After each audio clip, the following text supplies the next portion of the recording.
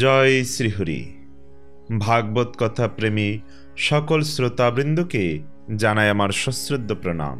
সুপ্রিয় শ্রোতাবৃন্দ, আজ আমরা শ্রবণ করব শ্রীমদ্ ভাগবতের চতুর্থ স্কন্ধ থেকে রাজা পুরঞ্জনের উপাখ্যান। মহারাজ প্রাচীন বর্হিকে দেবর্ষি নারদ বর্ণিত এই রূপক উপাখ্যান অত্যন্ত বিশেষ। এর তাৎপর্য অত্যন্ত গভীর।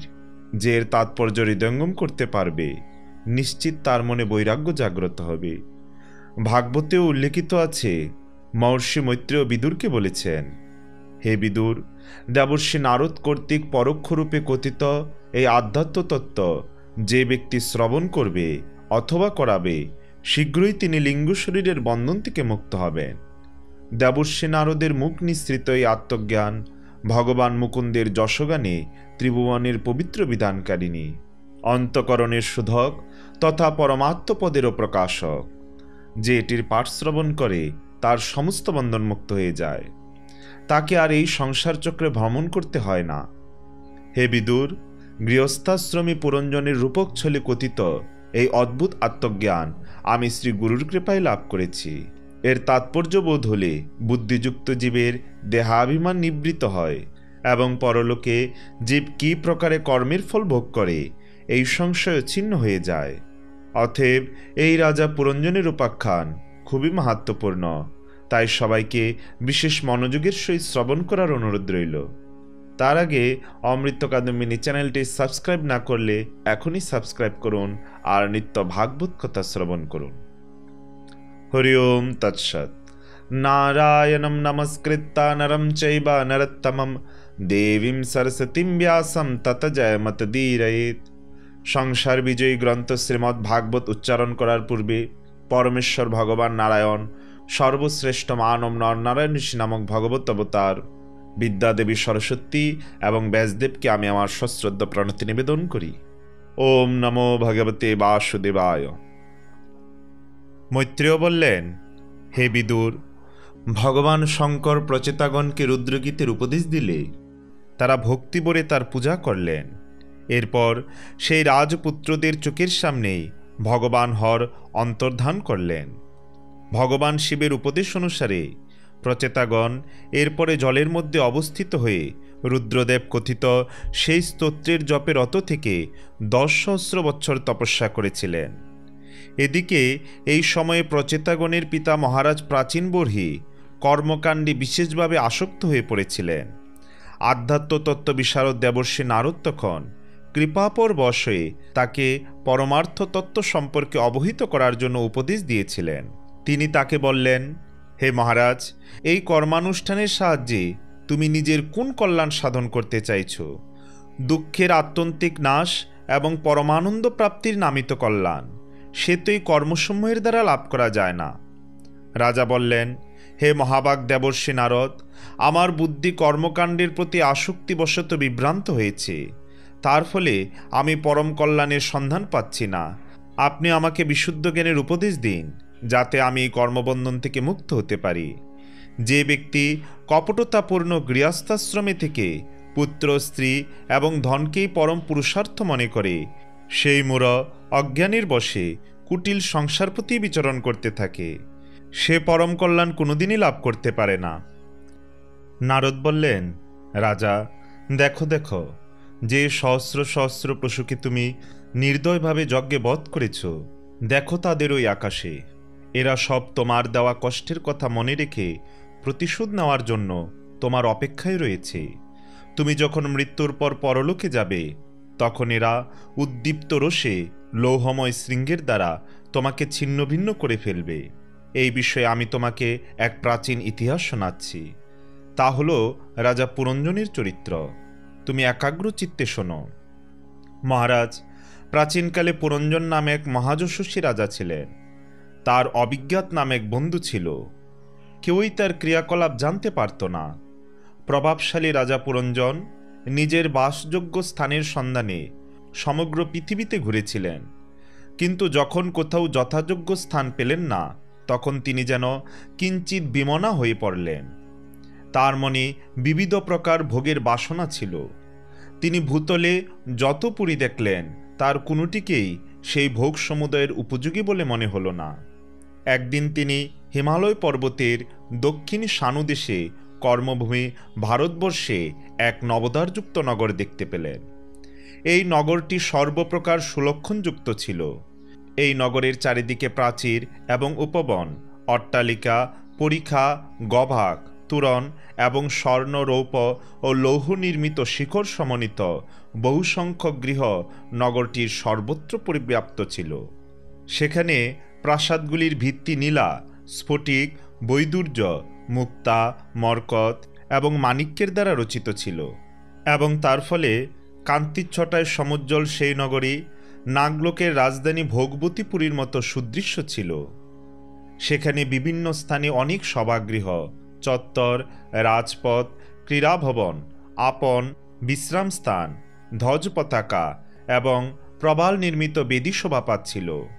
সেই নগরের বাইরে দিব্য বৃক্ষ ও লতাসমূহে পূর্ণ একটি সুন্দর উপবন এবং তার মধ্যে একটি সরোবর ছিল। তার চারিদিকে বহুবিধ পাখি কলরব করছিল এবং ভ্রমরেরা গুঞ্জন করছিল। সরোবরের তীরে যে সকল বৃক্ষ ছিল সেগুলির ক্ষুদ্র শাখা এবং পল্লবগুলি নির্ঝর জলকণাবাহী বসন্ত বাতাসে কম্পিত হচ্ছিল, এবং তার ফলে সেই তটভূমির শোভা যেন আরও বৃদ্ধি পেয়েছিল।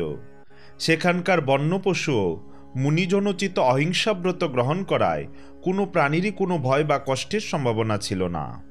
সেখানকার কুকিল কুঞ্জনে প্রতীকরা মনে করত যে সেই উপভূমি তাদের বিশ্রামের জন্য আহ্বান জানাচ্ছে। সেই আশ্চর্য উপবনে বিচরণ করতে করতে রাজা পুরঞ্জন এক পরমা সুন্দরী নারীকে দেখতে পেলেন, যিনি দৈবক্রমেই সেখানে এসে পড়েছিলেন। তার সঙ্গে 10 জন অনুচর ছিল, যারা প্রত্যেকেই 100 জন করে নায়িকার অধিপতি ছিলেন। সেই স্ত্রীলোকটির দ্বারপাল এক পঞ্চফণাযুক্ত সাপ তার সঙ্গে থেকে তাকে সব দিক দিয়ে রক্ষা করছিল। নবযৌবনশালিনী সেই সুন্দরী বিবাহের জন্য উত্তম পুরুষের অন্বেষণ করছিলেন। তার নাসিকা, দন্তপংক্তি, কপোল এবং মুখ অত্যন্ত সৌন্দর্যময় ছিল, এবং তার সমানাকার 2 কর্ণে উজ্জ্বল কুণ্ডল শোভা পাচ্ছিল। শ্যামবর্ণা সুশ্রেণী বিশিষ্টা সেই রমণী পীত বসন এবং স্বর্ণমেখলা পরিধান করেছিলেন। তার বিচরণকালে 2 চরণে নূপুর ঝঙ্কৃত হচ্ছিল।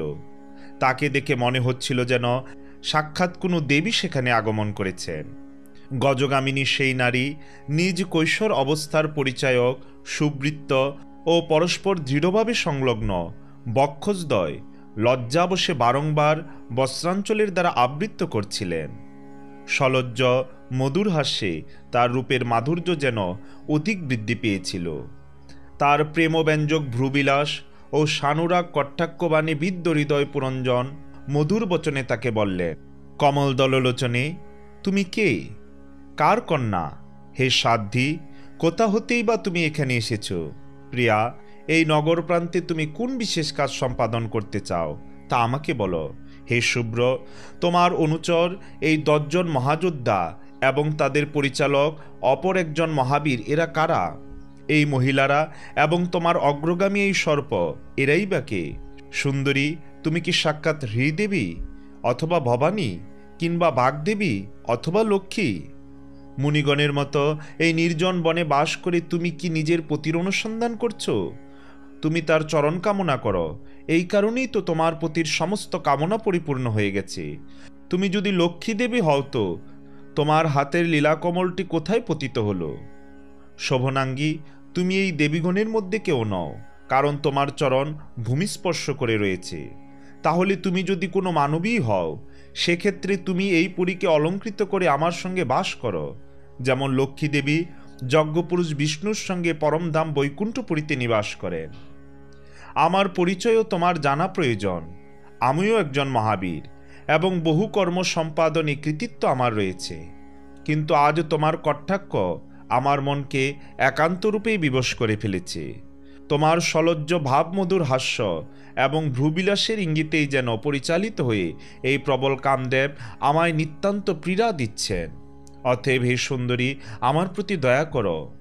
সুচিস্মিতা, তুমি লজ্জাবশত তোমার সুশোভন ভ্রুযুগল ও তারকা উজ্জ্বল নয়নে শোভান্বিত কৃষ্ণবর্ণ চূর্ণ কুন্তলে পরিবেষ্টিত মাধুর্যময় মুখটি আমার দিকে ফেরাওনি, ওই মুখের বাণীও নিশ্চয়ই অমৃতবর্ষী হবে। তোমার স্মিত বিকাশিত আনন একবার তোলো, আমায় একবার অন্তত তা দেখতে দাও। নারদ বললেন, হে বীর, রাজা পুরঞ্জন এইভাবে যেন বিবশ ও অধীর হয়ে সেই রমণীর অনুগ্রহ ভিক্ষা করলে তিনিও স্মিত হাস্যে নিজের অনুমোদন জ্ঞাপন করলেন। প্রকৃতপক্ষে তিনিও পুরঞ্জনকে দেখে মোহিত হয়েছিলেন।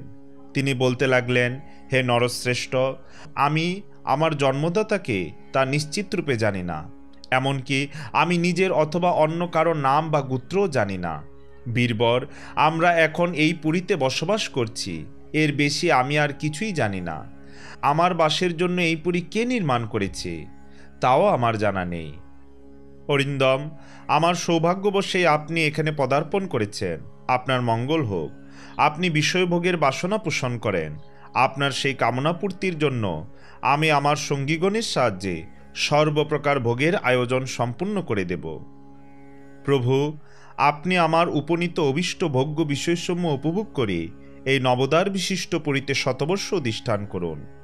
আপনি ব্যতীত অন্য কার সঙ্গেই বা আমি উপভোগের রত হব? অন্যেরা তো সম্ভোগের মর্মই জানে না, বিধিসম্মত ভোগও গ্রহণ করে না, পরলোকের চিন্তাও করে না, অথবা আগামীকাল কি হবে সে বিষয়েও সম্পূর্ণ উদাসীন থাকে। অতএব তারা তো পশুতুল্য। ইহলোকে গৃহস্থাশ্রমেই ধর্ম, অর্থ, কাম, সন্তান, সুখ, মোক্ষ, যশ এবং দিব্য স্বর্গাদি লোকসমূহের সিদ্ধি হয়ে থাকে। সংসার ত্যাগী জ্যোতিগন্ত এসবের কল্পনাও করতে পারে না। ইহলোকে গৃহস্থাশ্রমে পিতৃগণ, দেবতা, ঋষি, মানুষ তথা সর্বভূতের এবং নিজের কল্যাণের একমাত্র আশ্রয় মহাপুরুষগণ এইরূপই বলে থাকেন। হে বীর, আপনার মতো বিখ্যাত, উদারচিত্ত, প্রিয়দর্শন এবং প্রীতির যোগ্য পাত্র অযাচিতভাবে উপস্থিত হলে আমার মতো কোন নারী বা পতিরূপে বরণ করবে না? হে মহাবাহু, আপনার ওই নাক তুল্য সুগঠিত বলিষ্ঠ ভুজোদয়ের বন্ধনে ধরা দিতে পৃথিবীতে কোন রমণীর মণি বা উৎসুক না হবে? আপনি তো আপনার মৃদু হাস্যমধুর করুণাপূর্ণ দৃষ্টিতে আমার মতো অনাথদের মানসিক সন্তাপ হরণের জন্যই পৃথিবীতে বিচরণ করছেন। নারদ বললেন, মহারাজ, এইভাবে সেই দম্পতি পরস্পর সম্মতিক্রমে সেই পুরীতে প্রবেশ করে শতবৎসরকাল আনন্দ উপভোগ করতে লাগলেন। সেই পুরী মধ্যে বিভিন্ন স্থানে গায়কগণ পুরঞ্জনের স্তুতিগান করত। গ্রীষ্মকালে তিনি স্ত্রীগণে পরিবৃত্ত হয়ে সরোবরে অবতীর্ণ হয়ে জল ক্রীড়া করতেন।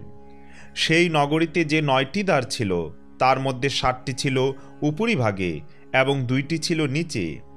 যিনি সেই নগরীর রাজা হতেন তার ভিন্ন ভিন্ন দেশে যাওয়ার জন্য এগুলি নির্মিত হয়েছিল। রাজন, এই দ্বারগুলির মধ্যে 5টি ছিল পূর্ব দিকে, 1টি দক্ষিণ দিকে, 1টি উত্তর দিকে এবং 2টি পশ্চিম দিকে। আমি সেগুলির নাম বলছি। পূর্ব দিকে খোদ্দতা এবং অভির্মুখী নামে 2টি দ্বার একই স্থানে পাশাপাশি নির্মিত ছিল। এই 2টি দ্বার দিয়ে পুরঞ্জন দুম্মান নামক বন্ধুর সঙ্গে বিভ্রাজিত নামক দেশে গমন করতেন। পূর্ব দিকে অপর 2টি দ্বার নলিনী এবং নালিনীও এইরকমই একই স্থানে অবস্থিত। এই 2টির মধ্যে দিয়ে তিনি অবধূতের সঙ্গে সৌরভ নামক দেশে গমন করতেন। পূর্ব দিকের 5ম দ্বারের নাম মুখ্যা। রাজা পুরঞ্জন এর মাধ্যমে বশজ্ঞ এবং বিপণীর সঙ্গে যথাক্রমে বুহদন এবং আপন নামক দেশে যেতেন। নগরীর দক্ষিণ দিকে পিতৃহু নামক যে দ্বার ছিল তার মাধ্যমে তিনি শ্রুতধরের সঙ্গে দক্ষিণ পঞ্চাল নামক দেশে যেতেন। পুরীর উত্তর দিকে দেবহু নামের দ্বার, সেটি দিয়ে শ্রুতধরেরই সঙ্গে তিনি উত্তর পঞ্চাল নামক দেশে গমন করতেন। পশ্চিম দিকে ছিল আশুরি নামক দ্বার। দুর্মদের সঙ্গে সেই দ্বারপথে তিনি গ্রামক দেশে গমন করতেন। পশ্চিম দিকের অপর দ্বারটির নাম নিররতি। সেই পথে তিনি লুব্ধকের সঙ্গে বৈশস নামক দেশে যেতেন। সেই নগরের অধিবাসীদের মধ্যে নির্বাক এবং পেশস্কিত এই 2জন নাগরিক ছিল অন্ধ। রাজা পুরঞ্জন চক্ষুষ্মান নাগরিকদের অধিপতি হওয়া সত্ত্বেও এই 2জনেরই সহায়তায় বিভিন্ন স্থানে গমনাগমন এবং সর্বপ্রকার কর্ম সম্পাদন করতেন। নিজের প্রধান সেবক বিশুচিনীর সঙ্গে যখন তিনি অন্তঃপুরে প্রবেশ করতেন, তখন পত্নী পুত্রাদির কারণে উৎপন্ন মোহ, প্রসন্নতা ও হর্ষ অনুভব করতেন। পুরঞ্জনের চিত্ত এইভাবে বিভিন্ন প্রকার কর্মজালে আবদ্ধ হয়ে পড়ল। কামের বশ্যতা স্বীকার করায় মোহগ্রস্ত হয়ে তিনি রমণীর দ্বারা প্রবঞ্চিত হয়েছিলেন। তার মহিষী যে যে কাজ করতেন, তিনিও সেই কাজেই প্রবৃত্ত হতেন। পত্নী যখন মদ্যপান করতেন, পুরঞ্জনও তখন মদ্যপান করতেন এবং মদোন্মত্ত হয়ে উঠতেন। মহিষী ভোজন করলে তিনিও ভোজন করতেন, মহিষী খাদ্য গ্রহণ করলে তিনিও তা গ্রহণ করতেন। এইভাবেই কখনো তিনি গান করলে পুরঞ্জনও সঙ্গীতে রত হতেন। তিনি কাঁদলে কাঁদতেন, হাসলে হাসতেন এবং কথা বললে কথা বলতেন। তিনি ধাবিত হলে নিজেও ধাবিত হতেন, দাঁড়িয়ে থাকলে নিজেও দাঁড়াতেন, শয়ন করলে নিজেও শয়ন করতেন, উপবেশন করলে নিজেও উপবেশন করতেন। মহিষী শ্রবণ করলে তিনিও শ্রবণ করতেন, দেখলে দেখতেন, আঘ্রাণ নিলে নিজেও আঘ্রাণ নিতেন এবং তিনি কোনো কিছু স্পর্শ করলে নিজেও স্পর্শ করতেন। কখনো তার জায়া শোক করলে তিনি নিজেও অত্যন্ত দিনের মতো শোকে আকুল হতেন। তিনি হৃষ্ট হলে নিজেও হর্ষ প্রকাশ করতেন, তিনি আনন্দিত হলে নিজেও আনন্দিত হতেন। রাজা পুরঞ্জন নিজের পত্নীকৃত সম্পূর্ণরূপেই প্রবঞ্চিত হয়েছিলেন। সমগ্র প্রকৃতিবর্গ, তার পরিবারবর্গগণ তার সঙ্গে প্রতারণা করছিল। সেই মূর্খ রাজা সম্পূর্ণরূপে পরবশ হয়ে নিজের ইচ্ছা না থাকা সত্ত্বেও অনুকরণ করে যাচ্ছিলেন। যেমন খেলা দেখানোর জন্য পালিত বানর পরের দ্বারা চালিত হয়ে বিভিন্ন প্রকার আচরণ করে থাকে। নারদ বললেন, হে মহারাজ, একদিন রাজা পুরঞ্জন নিজের বিশাল ধনু, স্বর্ণময় কবচ এবং অক্ষয়তুন ধারণ করে নিজের একাদশ সেনাপতির সঙ্গে ৫০যুক্ত শীঘ্রগামী রথে আরোহণ করে পঞ্চপ্রস্থ নামক বনে গমন করলেন। সেই রথে ২টি ঈশাদণ্ড, ২টি চক্র, ১টি অক্ষদণ্ড, ৩টি ধ্বজ, ৫টি বন্ধনরজ্জু, ১টি রশ্মি, ১জন সারথি, ১টি উপবেশন স্থান, ২টি যুগবন্ধন স্থান, ৫ অস্ত্র এবং ৬০টি আবরণ ছিল। সেই রথ ৫ রকমের ভিন্ন ভিন্ন গতিতে চলতে পারত এবং তার অলঙ্করণ সবই ছিল স্বর্ণরচিত। যদিও রাজার পক্ষে নিজের পত্নীকে মুহূর্তের জন্য ছেড়ে থাকা কঠিন ছিল, কিন্তু সেই দিন তার মৃগয়ার জন্য এমনই প্রবল বাসনা উপস্থিত হল যে তার পত্নীর জন্য ভ্রুক্ষেপ না করে দর্পের সঙ্গে ধনুর্বাণ ধারণ করে শিকারে মত্ত হলেন। এই সময়ে আসুরি প্রবৃত্তি বৃদ্ধি পাওয়ায় তার চিত্ত অত্যন্ত কঠোর এবং নির্দয় হয়ে গিয়েছিল। তার ফলে তিনি নিজের তীক্ষ্ণ বাণীর দ্বারা বহুসংখ্যক নির্দোষ বন্যপ্রাণীকে হত্যা করতে লাগলেন। যার মাংসের প্রতি অত্যাধিক আসক্তি আছে, সেই রাজা কেবলমাত্র শাস্ত্র নির্দিষ্ট কর্মের জন্য বনে গিয়ে প্রয়োজন মতো অনিষিদ্ধ প্রাণীকে বধ করতে পারেন। বৃথা প্রাণীহিংসা কোনো মতেই করবেন না। শাস্ত্রে এইভাবে লোভজনিত উচ্ছৃঙ্খল প্রবৃত্তিকে নিয়ন্ত্রিত করা হয়েছে। হে রাজেন্দ্র, যে বিদ্বান ব্যক্তি এইভাবে শাস্ত্র নির্দিষ্ট কর্মের আচরণ করেন, সেই কর্মের দ্বারা তিনি আর লিপ্ত হন না। অন্যথায় স্বেচ্ছানুসারে কর্মের অনুষ্ঠান করলে মানুষ অভিমানগ্রস্ত হয়ে কর্মবন্ধনে আবদ্ধ হয় এবং তার ফলে গুণ প্রবাহরূপ সংসার চক্রে পতিত হয় এবং বিবেক বুদ্ধি নষ্ট হয়ে যাওয়ার ফলে ক্রমশ অধোগামী হতে থাকে। পুরঞ্জনের নিক্ষিপ্ত বিভিন্ন প্রকার পানের দ্বারা বিদ্ধ হয়ে বহু প্রাণী অত্যন্ত কষ্টপূর্ণ মৃত্যুর গ্রাসে পতিত হতে লাগল। তার এই নির্দয় জীবসংহার সদয় হৃদয় ব্যক্তিদের পক্ষে একান্ত দুঃখজনক এবং অসহনীয় হয়ে উঠেছিল। এইভাবে সেই বনে খরগোশ, শূকর, মহিষ, নীলগাই, রুরুমৃগ, সজারু এবং আরও অনেক প্রকার মেদ্য পশু বধ করতে করতে রাজা পুরঞ্জন অত্যন্ত শ্রান্ত হয়ে পড়লেন। ক্ষুধা ও তৃষ্ণায় কাতর হয়ে তিনি মৃগয়ায় নিবৃত্ত হয়ে বন থেকে রাজভবনে ফিরে এলেন। সেখানে যথারীতি স্নান ভোজনাদি সম্পূর্ণ করে কিছুক্ষণ বিশ্রাম নিয়ে ক্লান্তি থেকে মুক্ত হলেন। অনন্তর পুরঞ্জন ধূপাদি গন্ধদ্রব্য, চন্দনাদি আলেপন এবং মাল্য প্রবৃত্তি দ্বারা নিজের প্রসাদন সম্পাদন করলেন এবং সর্বাঙ্গে বিভিন্ন প্রকার অলঙ্কার ধারণ করে সুসজ্জিত হলেন। এইবার তার মহিষীর কথা মনে পড়ল। তখন তিনি ভোজনাদির ফলে তৃপ্ত দেহে এবং গর্বিত ও আনন্দিত হৃদয়ে কামাক্রান্ত হয়ে নিজের সুন্দরী গৃহধর্মচারিণী পত্নীকে অন্বেষণ করতে লাগলেন, কিন্তু কোথাও তাকে দেখতে পেলেন না। হে প্রাচীন বর্হি, তখন তিনি কিঞ্চিত উদ্বিগ্ন হয়ে অন্তপুরিকাগণকে জিজ্ঞাসা করলেন, সুন্দরীগণ, তোমরা সবাই পূর্বের মতোই তোমাদের অধীশ্বরী সহ কুশলে আছো তো? আজ এই গৃহের কোনো উপকরণই যেন পূর্বের মতো রুচিকর মনে হচ্ছে না। এর কারণ কি? গৃহে মাতা অথবা পতিব্রতা পত্নী না থাকলে সেই গৃহ যেন চক্রহীন রথের মতো অচল হয়ে পড়ে। কোন বুদ্ধিমান পুরুষ আর সেই গৃহে দিন হতভাগ্যের মতো বাস করতে চায়?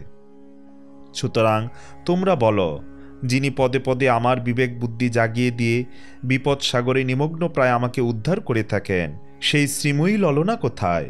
রমণীগণ উত্তর দিল, মহারাজ, আপনার প্রিয়তমা কি স্থির করেছেন আমরা জানি না। শত্রুজিৎ, ওই দেখুন, তিনি কোনরূপ আস্তরণ বিনাই ভূমিতলে শয়ন করে আছেন। নারদ বললেন, হে পুরঞ্জন, নিজ মহিষীকে অবমানিতার মতো অযত্নে অনাদরে ধূলিতলে লীন অবস্থায় দেখতে পেলেন এবং তার দর্শনরূপ সঙ্গলাপ মাত্রই তার বুদ্ধি যেন বিভ্রান্ত হয়ে গেল। তিনি অত্যন্ত বিহ্বল হয়ে পড়লেন। একান্ত দুঃখিত হৃদয়ে তিনি মধুর বাক্যে তাকে বহুভাবে সান্ত্বনা দিতে লাগলেন, কিন্তু প্রেয়সীর দিক থেকে তার নিজের প্রতি কোনরূপ প্রণয়কূপ সূচক চিহ্নের প্রকাশ ঘটতে দেখলেন না। পুরঞ্জন অনুনয়ে বিশেষ পারদর্শী ছিলেন, সুতরাং তিনি এখন ধীরে ধীরে অনুনয় বিনয়ের দ্বারা মহিষীর মান ভঞ্জনের প্রয়াসী হলেন। প্রথমে তিনি তার চরণ স্পর্শ করলেন এবং পরে তাকে নিজ ক্রোড়ে গ্রহণ করে আদরের সঙ্গে তাকে বলতে লাগলেন।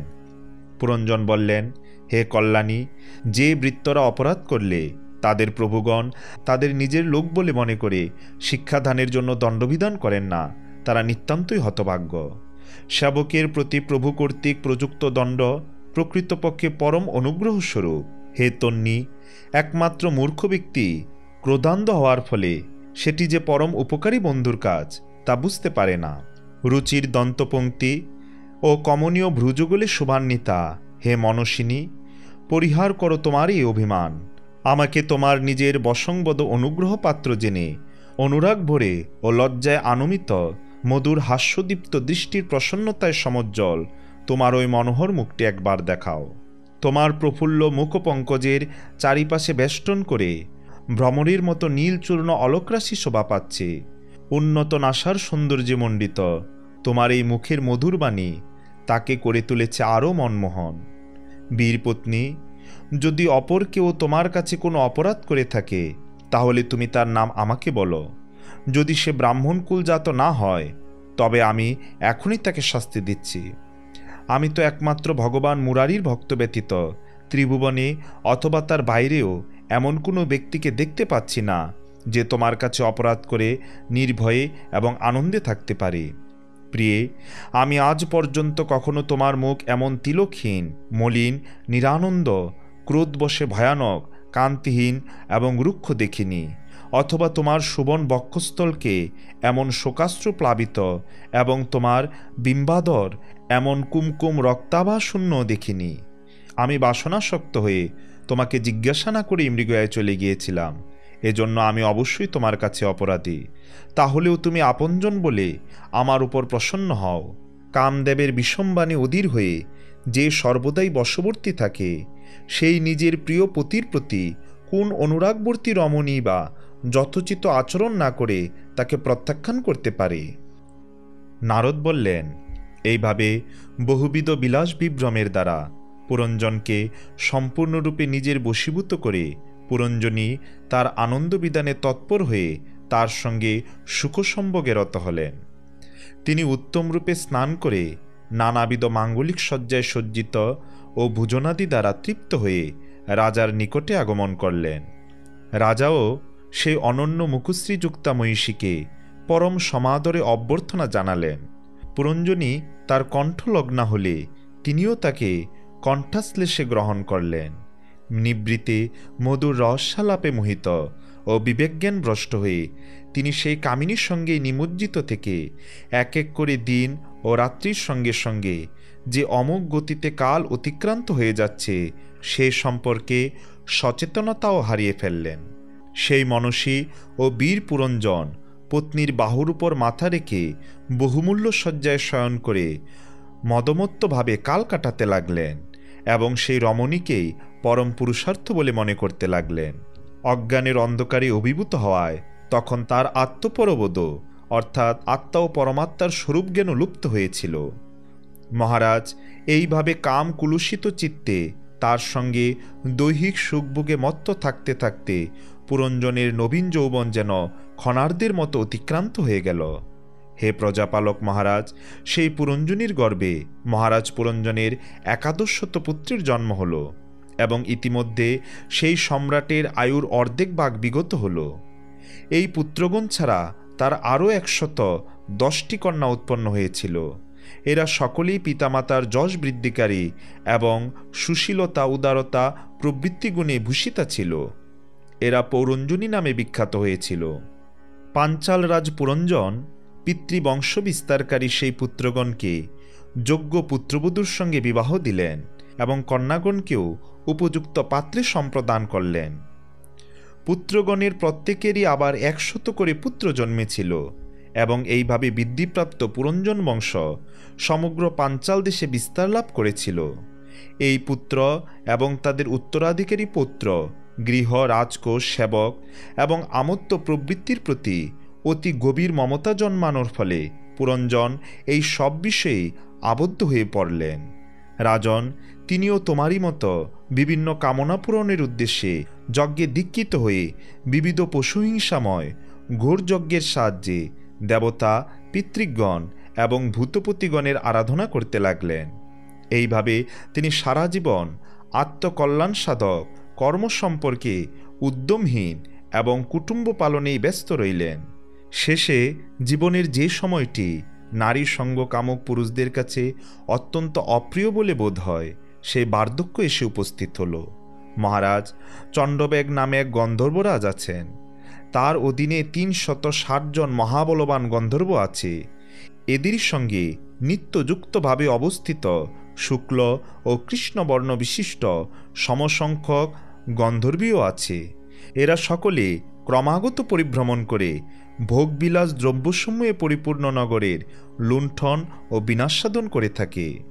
গন্ধর্বরাজ চণ্ডবেগের সেই অনুচরগণ যখন রাজা পুরঞ্জনের নগর লুণ্ঠন করতে শুরু করল, তখন পঞ্চফণাযুক্ত সর্প প্রজাগর তাদের বাধা দিল। পুরঞ্জনপুরীর অধ্যক্ষ সেই মহাবলবান সর্প একাকী 100 বৎসর সেই 720 জন গন্ধর্ব গন্ধর্বীর সঙ্গে যুদ্ধ করতে লাগল। বহু সংখ্যক বীরের সঙ্গে একাকী যুদ্ধের ফলে নিজ পক্ষীয় সেই প্রজাগণ ক্রমশই দুর্বল হয়ে পড়ছে দেখে রাজা পুরঞ্জন নিজ রাজ্য ও নগরের বসবাসকারী বন্ধুবর্গের সঙ্গে অত্যন্ত উদ্বিগ্ন ও দুশ্চিন্তাগ্রস্ত হলেন। এ যাবৎ তিনি পাঞ্চাল দেশের সেই নগরে নিজের পার্শ্বদগণের দ্বারা উপনীত কর গ্রহণ করে ক্ষুদ্র বিষয় সুখভোগে মত্ত ছিলেন। স্ত্রীর বশীভূত হয়ে জীবনযাপন করার ফলে এই অবশ্যম্ভাবী ভয়ের কোনো চিন্তাই তার মনে উদিত হয়নি।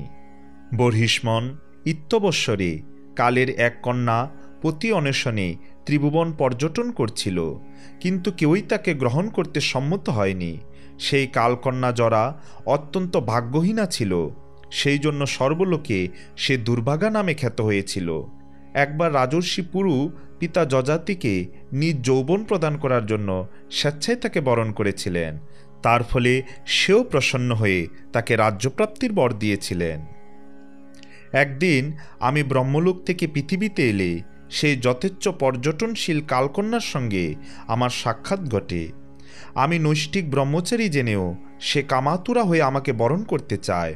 আমি তার প্রার্থনা স্বীকার না করায় সে অত্যন্ত কুপিত হয়ে আমাকে এই কঠোর অভিশাপ দেয় যে, হে মুনি, তুমি যখন আমার প্রার্থনা পূরণ করলে না, তুমি এরপর আর কোনো স্থানে অধিকক্ষণ অবস্থান করতে পারবে না। আমার দিক থেকে এইভাবে নিরাশ হয়ে সেই কন্যা এরপর আমারই উপদেশে যবনরাজ ভয়ের কাছে গিয়ে তাকেই প্রতিরূপে বরণ করল। সে তাকে বলল, বীরবর, আপনি যবনগণের মধ্যে সর্বশ্রেষ্ঠ, আমার অভিপ্সিত পুরুষ, আমি আপনাকে প্রতিরূপে বরণ করছি। আপনার প্রতি কৃত প্রাণীগণের সংকল্প কখনোই বিফল হয় না। আপনি কোনো প্রার্থীকে বিমুখ করেন না। লোক দৃষ্টি এবং শাস্ত্র দৃষ্টি অনুসারে যা দানের এবং গ্রহণের যোগ্য, যে ব্যক্তি তা দান করে না এবং যে ব্যক্তি তা গ্রহণ করে না, এই উভয়ই মূঢ় এবং দুরাগ্রহী, সুতরাং শোচনীয় বলে বিবেচিত হয়ে থাকে। সুতরাং হে ভদ্র, আপনার সেবায় উপস্থিত আমাকে গ্রহণ করে আমার প্রতি অনুগ্রহ প্রকাশ করুন। আর্তের প্রতি অনুকম্পা পুরুষের পক্ষে সর্বপ্রধান ধর্ম। কালকন্যার কথা শুনে যবনাধিপতি বিধাতার এক গুহ্য কার্য সম্পাদনের উদ্দেশ্যে সম্মতিবচনে তাকে বলল, আমি যোগ দৃষ্টিতে অবলোকন করে তোমার জন্য একজন পতি পূর্বেই নির্ধারিত করে রেখেছি। তুমি সকলের পক্ষেই অকল্যাণকারিণী, এই জন্য কারো কাছেই তুমি অভিপ্রেত নও, কেউ তোমাকে গ্রহণ করতে ইচ্ছুক হয় না। সুতরাং তুমি অলক্ষিত গতিতে এই কর্মসৃষ্ট লোকসমূহকে বলপূর্বক ভোগ করো। তুমি আমার সেনাবাহিনীকে সঙ্গে নিয়ে যাও, এদের সহায়তায় তুমি প্রজাকুলের ধ্বংসবিধানে সমর্থ হবে। কেউই তোমার সঙ্গে প্রতিদ্বন্দ্বিতা করতে পারবে না। এই প্রজ্জার আমার ভাই, তুমিও আমার ভগিনী হও। তোমাদের দুজনের সাথে আমি অব্যক্তভাবে ভয়ঙ্কর সেনা সঙ্গে নিয়ে সর্বলোকে বিচরণ করব। নারদ বললেন, হে মহারাজ বর্হিষ্মণ। অতঃপর ভয় নামক সেই যবনরাজের আদেশ পালনকারী সৈনিকবৃন্দ প্রজ্জার এবং কালকন্যার সঙ্গে এই পৃথিবীতে বিচরণ করতে লাগল। তারা একসময় বৃদ্ধ সর্প কর্তৃক রক্ষিত সর্বপ্রকার পার্থিব ভোগ্যদ্রব্যে পরিপূর্ণ পুরঞ্জনের সেই নগরীকে প্রবল বেগে আক্রমণ করে অবরুদ্ধ করে ফেলল, যার দ্বারা অভিভূত হলে প্রাণীমাত্রেই অবিলম্বেই সারহীন হয়ে পড়ে। সেই কালকন্যা জরাও সেই পুরীর অধিবাসীবৃন্দকে বলপূর্বক ভোগ করতে আরম্ভ করল। কালকন্যা কর্তৃক উপভুক্ত সেই পুরীর চতুর্দিকের বিভিন্ন দ্বারপথে সেই যবন সেনা প্রবেশ করে সমগ্র নগরে ভয়ঙ্কর অত্যাচার শুরু করে দিল। পুরঞ্জন নিজেকে সেই পুরীর অধিকারী প্রভু বলে মনে করতেন এবং বহু কুটুম্ব পরিজন সমন্বিত তিনি এই পুরীর প্রতি বিশেষ মমতাগ্রস্ত ছিলেন। সেই পুরীটি এইভাবে নিপীড়িত হতে থাকলে তিনি অত্যন্ত ক্লেশ ভোগ করতে লাগলেন। ক্রমে কালকন্যা জরা তাকেও তার ভয়ঙ্কর বাহুপাশে বদ্ধ করলে তার সমস্ত স্ত্রী অন্তর্হিত হল। বিষয়ভোগে আসক্ত হওয়ায় এখন তাতে অসমর্থ হয়ে অত্যন্ত দীন ভাবপ্রাপ্ত হলেন এবং তার বিবেক বুদ্ধিও নষ্ট হয়ে গেল। গন্ধর্ব এবং যবনগণ তার সমস্ত ঐশ্বর্য অপহরণ করল। তখন তিনি দেখলেন তার পুরী ধ্বংস হয়ে যাচ্ছে। পুত্র পৌত্র ভৃত্য এবং আমত্তগণ প্রতিকূল হয়ে তার অনাদর করছে। পত্নী তার প্রতি অনুরাগ শূন্য। কালকন্যা তার দেহকে গ্রাস করেছে এবং পাঞ্চাল দেশও শত্রুর অত্যাচারে জর্জরিত। এইসব দেখে তিনি অপার চিন্তায় মগ্ন হলেন, কিন্তু কোনো দিকেই এই বিপদ থেকে উদ্ধারের কোনো পথ দেখতে পেলেন না। কালকন্যা যেসব ভোগ্য পদার্থকে সারহীন করে দিয়েছে সেগুলির প্রতি তার অভিলাষ হচ্ছিল এবং তার ফলে তিনি মানসিকভাবে দৈন্যতাগ্রস্ত হচ্ছিলেন। নিজের পারলৌকিক গতি এবং ইহলোকে আত্মীয় স্বজনের স্নেহানুরাগ থেকে ভ্রষ্ট পুরঞ্জন কেবল নিজ স্ত্রী পুত্রের লালন পালনে তৎপর ছিলেন। গন্ধর্ব এবং যবনরা তার পুরী আক্রমণ ও অবরুদ্ধ করেছে এবং কালকন্যাও সেটিকে সর্বপ্রকারে বিধ্বস্ত করছে। এমত অবস্থায় ইচ্ছা না থাকা সত্ত্বেও বাধ্য হয়েই পুরঞ্জন সেই পুরী ত্যাগ করার জন্য প্রস্তুত হলেন। ইতিমধ্যে যমনরাজ ভয়ের অগ্রজ ভ্রাতা প্রজ্জার নিজ অনুজ ভ্রাতা ভয়ের প্রীতি উৎপাদনের জন্য সেখানে উপস্থিত হয়ে সেই সমগ্র পুরীতে অগ্নিসংযোগ করল। সেই নগরী জ্বলতে লাগলে পুরবাসী সেবকবৃন্দ সন্তান সন্ততিগণ এবং কুটুম্বিনী সহ কুটুম্ব বৎসল পুরঞ্জন ভয়ঙ্কর সন্তাপে দগ্ধ হতে লাগলেন। কালকন্যার গ্রাসে পতিত সেই পুরীর সংরক্ষক প্রজাগর সর্পের নিবাসস্থানটিও যবনরা আক্রমণ ও অবরুদ্ধ করলে এবং প্রজ্জারও তাকে আঘাত করতে শুরু করলে সেও অত্যন্ত দুর্দশাগ্রস্ত হয়ে পড়ল।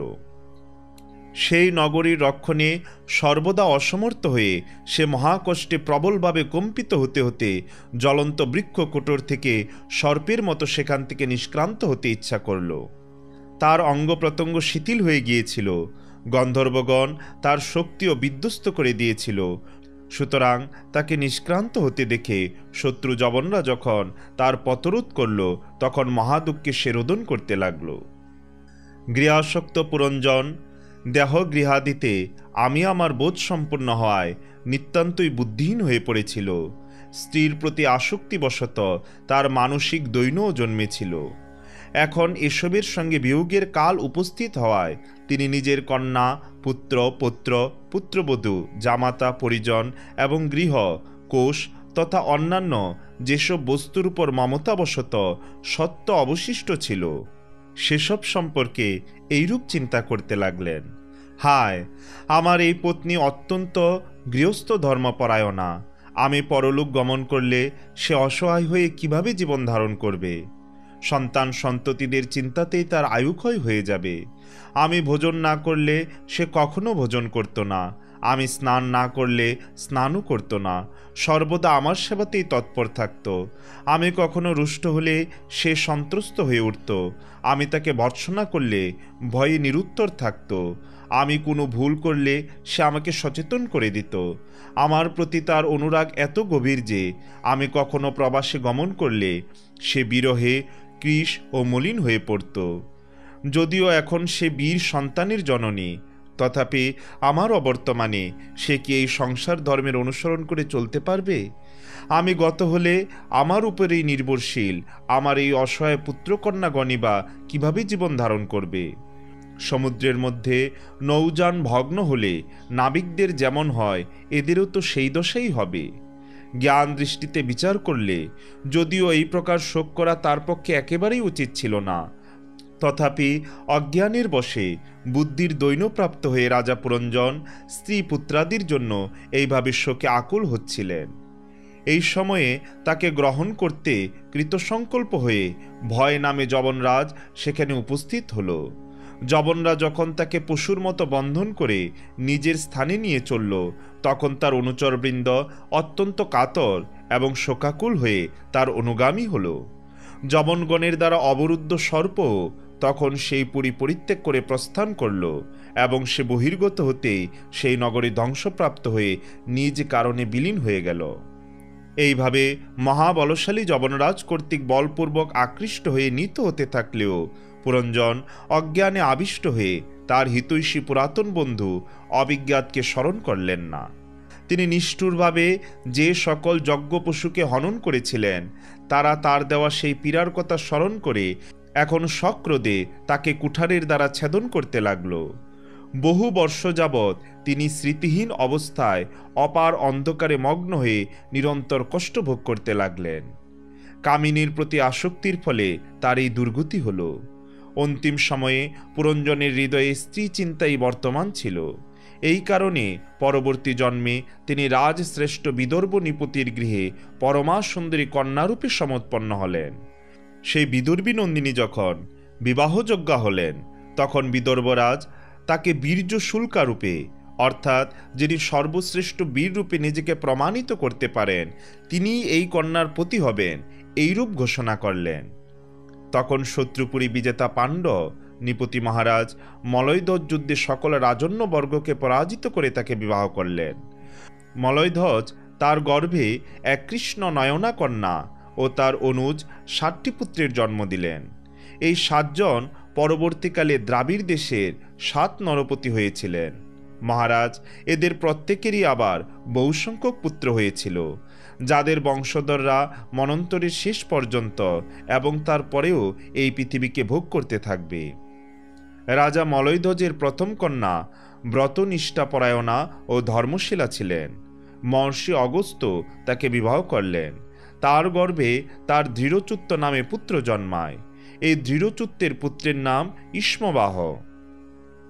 রাজর্ষি মলয়ধ্বজ কালক্রমে পুত্রদের মধ্যে সমগ্র পৃথিবীর শাসনভার বন্টন করে দিয়ে ভগবান শ্রীকৃষ্ণের আরাধনার ইচ্ছায় মলয় পর্বতে গমন করেন। তখন জ্যোৎস্না যেমন চন্দ্রের অনুসরণ করে থাকে, তেমনি মধির নয়না বৈদর্ভী নিজ গৃহ, পুত্র এবং ভোগসমূহ পরিত্যাগ করে সেই পাণ্ডরাজের অনুগমন করলেন।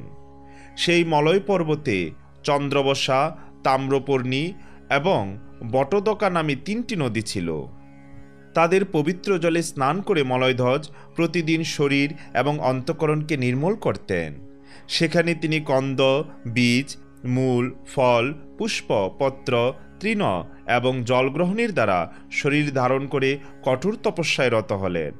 এর ফলে ক্রমশ তার শরীর অত্যন্ত কৃশ হয়ে গেল। তিনি সর্বত্র সমদৃষ্টি সম্পন্ন হয়ে শীত, উষ্ণ, বর্ষা, বায়ু, ক্ষুধা, পিপাসা, প্রিয় অপ্রিয়, সুখ ও দুঃখ প্রভৃতি সকল দ্বন্দ্বকে জয় করলেন। তপস্যা এবং উপাসনার দ্বারা বাসনাসমূহকে নির্মল করে এবং যম নিয়মাদির সাহায্যে ইন্দ্রিয়, প্রাণ এবং মনকে বশীভূত করে তিনি পরব্রহ্মে আত্মাকে সমাহিত করলেন। এই প্রকারে 100 দিব্য বৎসর তিনি স্থাণুর মতো নিশ্চলভাবে এক স্থানে অবস্থান করেছিলেন। এই সময়ে ভগবান বাসুদেবের সমগ্র চিত্তের অনন্যারতি জন্মানোর ফলে অপর কোনো বস্তু বা বিষয়ের বোধিতার ছিল না। মহারাজ, গুরুরূপী সাক্ষাৎ ভগবান শ্রীহরির উপদিষ্ট এবং নিজ অন্তঃকরণে সর্বত্রমুখী দীপ্তি বিস্তারকারী বিশুদ্ধ জ্ঞানরূপ দীপের প্রভাবে তিনি আত্মাকে দেহাদি সমস্ত উপাধির প্রকাশক এবং সেগুলি থেকে ভিন্ন বলে অনুভব করতে লাগলেন। স্বপ্নাবস্থায় যেমন বিবিধ প্রকার মিথ্যা প্রতীতির মধ্যেও সে সবের দ্রষ্টা হিসেবে তদতিরিক্ত আত্মার বোধ অক্ষুণ্ণই থাকে, তেমনি অন্তঃকরণের বৃত্তির সাক্ষীরূপী নির্লিপ্ত আত্মার স্বরূপ উপলব্ধির ফলে তিনি সর্বপ্রকার বিষয়ানুভবের থেকে সম্পূর্ণ বিরত ও নির্লিপ্ত হয়ে গেলেন। অনন্তর পরব্রহ্মে আত্মাকে এবং আত্মাতে পরব্রহ্মকে অভেদরূপে অনুভব করে এবং শেষ পর্যন্ত এই অভেদ চিন্তনকেও ত্যাগ করে সর্বদা শান্ত এবং এই সংসার থেকে উপরত হলেন। রাজন, পতিব্রতা বৈদর্ভী এ যাবৎকাল সর্বপ্রকার ভোগ পরিত্যাগ করে গভীর অনুরাগের সঙ্গে নিজের পরম ধর্মজ্ঞ স্বামী মলয়ধ্বজের পরিচর্যা করে চলছিলেন। তিনি চির পরিধান করতেন। ব্রত উপবাসাদি পালনের ফলে তার শরীর কৃশ এবং পরিচর্যার অভাবে মস্তকের কেশরাশি জটাবদ্ধ হয়ে গিয়েছিল। তিনি তার পতির সমীপে ধূমরহিত আঙ্গার অনলের পাশে শান্ত নিষ্কম্প অগ্নিশিখার মতো শোভা পেতেন। তার প্রতি মলয়ধ্বজ মৃত হলেও পূর্ববৎ স্থির আসনে বিরাজমান ছিলেন। এই জন্য প্রথমত সেই সাধ্যিরমণি সেই সম্পর্কে অনবহিত থেকে যথাপূর্ব প্রিয়তমের সেবা করে চলেছিলেন। অবশেষে স্বামীর চরণ সেবা করতে গিয়ে যখন দেখলেন তার চরণে জীবিত মানুষ সুলভ তাপ একেবারেই অনুপস্থিত, তখন তিনি ইয়ুত ভ্রষ্টা মৃগীর মতো অত্যন্ত উদ্বিগ্ন হয়ে উঠলেন। সেই নিবিড় বন মধ্যে তিনি নিজেকে অনাথ ও অসহায় জেনে শোকার্ত হয়ে অশ্রু দ্বারায় বক্ষস্থল সিক্ত করে মুক্ত কণ্ঠে রোদন করতে লাগলেন। তিনি এই প্রকার বিলাপ করতে লাগলেন, হে রাজর্ষি, উঠুন উঠুন, এই সমুদ্র মেঘলা ধরণী দুঃস্ব ও অধার্মিক রাজাদের ভয়ে ত্রস্ত হয়ে উঠেছে, আপনি কে রক্ষা করুন। স্বামীর অনুগামিনী হয়ে যিনি বনে গিয়েছিলেন সেই অবলা বৈদুর্বী এই রূপে বিলাপ করতে করতে মৃত পতির চরণে পড়ে ক্রন্দন ও অশ্রু বিসর্জন করতে লাগলেন।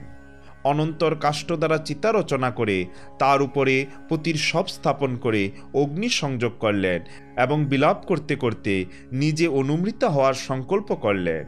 মহারাজ, এই সময়ে তার পুরাতন মিত্র এক আত্মজ্ঞানী ব্রাহ্মণ সেখানে উপস্থিত হলেন। তিনি সেই ক্রন্দন পরায়ণা অবলাকে মধুর বাক্যে সান্ত্বনা দিয়ে বললেন। ব্রাহ্মণ বললেন, হে ভদ্রে, তুমি কে বা কার পত্নী অথবা কন্যা? যার জন্য তুমি শোক করছো এই সেই শয়ান ব্যক্তি বা কে? আমাকে কি তুমি চিনতে পারছো? আমি তোমার সেই সখা যার সঙ্গে তুমি পূর্বে বহু বিচরণ করেছ। বন্ধু, তোমার নিজের কথা তোমার মনে পড়ে কি? যখন তোমার অভিজ্ঞাত নামে একজন সখা ছিল, তুমি পার্থিব সুখ ভোগ করার জন্য বাসযোগ্য স্থানের অন্বেষণে আমাকে পরিত্যাগ করে চলে গিয়েছিলে। হে আর্য, তুমি এবং আমি দুই বন্ধু পূর্বে মানুষ বিহারী দুটি হংস ছিলাম। আমরা বহু সহস্র বৎসর কোনো বাসস্থান বিনাই থেকেছি। কিন্তু বন্ধু, তুমি বিষয় সুখ ভোগের ইচ্ছায় আমাকে ত্যাগ করে এই পৃথিবীতে চলে এসেছিলে। এখানে বিচরণ করতে করতে তুমি কোনো এক স্ত্রীলোকের দ্বারা নির্মিত একটি বাসস্থান দেখতে পেয়েছিলে।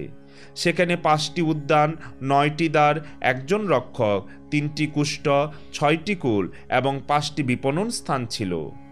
সেটি 5 উপাদান কারণের দ্বারা নির্মিত এবং একজন স্ত্রীলোক তার অধিকারিণী। হে প্রভাববান, শোনো, 5টি উদ্যান প্রকৃতপক্ষে ইন্দ্রিয়সমূহের 5টি বিষয়, 9টি ইন্দ্রিয় ছিদ্রই 9 দ্বার, তেজ, জল এবং অন্ন এই 3টি 3 প্রকোষ্ঠ, মন এবং 5 জ্ঞানেন্দ্রিয় এই 6টি বৈশ্যকুল, ক্রিয়াশক্তিরূপ কর্মেন্দ্রিয়সমূহই সেই 5 বিপণন স্থান, পঞ্চভূত তার 5 অব্যয় উপাদান কারণ এবং বুদ্ধিশক্তি তার অধীশ্বরী।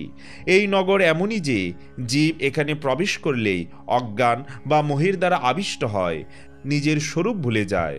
ভ্রাত, তুমি সেই নগরে সেই স্ত্রীলোকের মায়ায় আবদ্ধ হয়ে তারই সঙ্গে সুখভোগে মত্ত থেকে নিজের ব্রহ্মস্বরূপতা সম্পূর্ণ ভুলে গিয়েছিলে এবং তার সঙ্গ হেতুই তোমার এই দুর্দশা হয়েছে।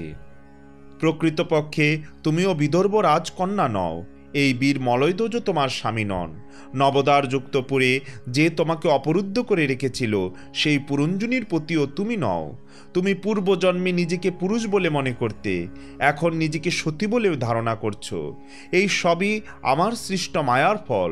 প্রকৃতপক্ষে তুমি পুরুষও নও, স্ত্রীও নও, আমরা দুজনে তো দুটি হংস। আমাদের প্রকৃত স্বরূপ অনুভব করো। হে মিত্র, আমি যেই তুমিও সেই, তুমি আমার থেকে ভিন্ন নও। বিচার করে দেখো, আমি সেই যে তুমি। জ্ঞানী পুরুষ আমাদের দুজনের মধ্যে সামান্যতম পার্থক্য দেখেন না। যেমন একই ব্যক্তি নিজ দেহের প্রতিবিম্ব দর্পণে এবং অপর কোনো ব্যক্তির চক্ষুতে ভিন্ন ভিন্ন রূপে দেখে থাকে, সেই রকম একই আত্মা বিদ্যা এবং অবিদ্যারূপ উপাধি ভেদে নিজেকে ঈশ্বর এবং জীবরূপে ভিন্ন ভিন্ন প্রকারে অনুভব করছেন। এইভাবে সেই মানুষ সরোবররূপী হংসজীব ঈশ্বর হংস কর্তৃক প্রতিবোধিত হয়ে নিজ স্বরূপে স্থিত হলেন এবং নিজ মিত্ররূপী পরমেশ্বরের বিরহের ফলে নষ্ট স্মৃতি পুনরায় লাভ করলেন। মহারাজ বর্হিষ্মণ, আমি এই তোমাকে পরোক্ষভাবে আধ্যাত্ম তত্ত্বের দিগদর্শন করলাম, কারণ ভগবান জগৎকর্তা জগদীশ্বর পরোক্ষ প্রিয়। বাক্যের সাহায্যে যে আধ্যাত্ম তত্ত্ব কখনোই নিশ্চিত রূপে প্রকাশ করা যায় না, তার দৈত্যনা পরোক্ষ বাচনভঙ্গির দ্বারা আবাসিত করার রীতি অনুভবী সাধক সমাজে প্রচলিত এবং তাই ঈশ্বরাভিপ্রেত। রাজা প্রাচীনবর্হী বললেন, ভগবান, আপনার উক্তির তাৎপর্য সম্পূর্ণরূপে আমার বোধগম্য হয়নি। প্রকৃতপক্ষে আধ্যাত্ম তত্ত্ববিদ জ্ঞানী ব্যক্তিরাই এর মর্ম বুঝতে পারবেন। আমার মতো কর্মমোহিত জীবের পক্ষে তা ধারণা করা সম্ভব নয়। নারদ বললেন, হে মহারাজ, পুরঞ্জন হল জীব, যে নিজের জন্য 1, 2, 3, 4 অথবা বহুপদ বিশিষ্ট কিংবা পদহীন শরীররূপ পুর নির্মাণ করে থাকে। সেই জীবের সখা, যাকে অবিজ্ঞাত নামে উল্লেখ করা হয়েছে, তিনি ঈশ্বর, কারণ কোনো প্রকার নাম, গুণ অথবা কর্মের দ্বারা তার স্বরূপ পরিচয় জীব উপলব্ধি করতে পারে না। জীব যখন সুখ দুঃখ রূপ সকল প্রাকৃত বিষয় ভোগ করতে ইচ্ছুক হয়, তখন সে অন্য কোনো শরীর অপেক্ষা 9 দ্বার, 2 হাত এবং 2 পদ বিশিষ্ট মানবদেহকে উপযুক্ত বলে মনে করে।